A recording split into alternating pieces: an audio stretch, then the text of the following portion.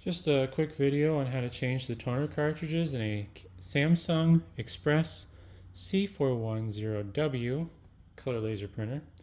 Now to access the toner cartridges, there's a button here that's kind of stiff. You'll push down on it until it clicks loose and the front door will flip forward. From there you'll see your C, Y, M, and K toner cartridges for your various colors. And basically you pull on these pull tabs and they'll slide forward.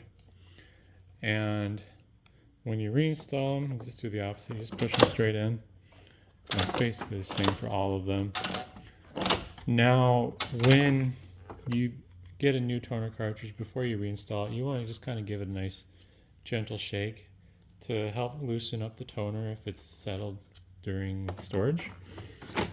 From there, you want to be mindful of the alignment of the toner cartridges, because on the front of the toner cartridges, you have these little contact points, and there's these little springy pins here on the front cover that touches those. And if for some reason it's not seeing your toner cartridge, it might be because these contacts or these contacts are dirty. If they are dirty, the best thing to do would be use a lint-free cloth and some rubbing alcohol. Just gently wipe them down and then give them a few seconds to dry off.